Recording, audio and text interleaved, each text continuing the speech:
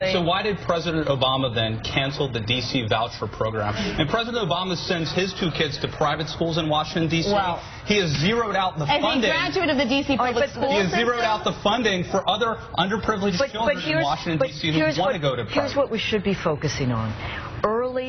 Investment in early education, investment in education and community college, and then investment in good jobs. But why not also help kids get out of failing schools, underprivileged in places like Washington, D.C.? I think focus on that as a right-winger, you're being a little unfair to Obama here. I mean, Race to the Top, which he's pushing to put more money into, is like the most brilliant union-busting program in American history. Like it, and because it's basically poured all this money into systems where the union said, you know what, we'd rather have the money than the work rules, and it's been incredibly effective. I think Race to the Top and principle at least is a fine program. But why can't it's a much larger scale thing. He mentions community colleges, an $8 billion program for community colleges. Why is that a partisan issue? It's huge, and you know, all these things are connected. It's a poverty issue, a jobs issue. Going back to the point about mobility that we made earlier in the American Dream, the difference in public funding for education between the U.S. and Europe is the key reason that the Europeans are now jumping ahead. I mean, it is easier to get a leg up in old Europe than it is. Yes, a Swedish study says 42% of American men raised in the bottom fifth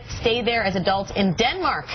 Socialist Denmark, it's 25%. I mean, we saw that in the New York Times piece on the safety net.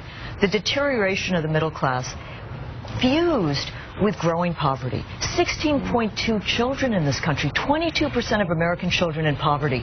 That's where you need investment in this future. An economy built to last. Escape failing schools. But that's a small. That's not an. President Obama zeroed out this opportunity scholarship in his budget yesterday. And finally, in terms of fairness, there's a wonderful.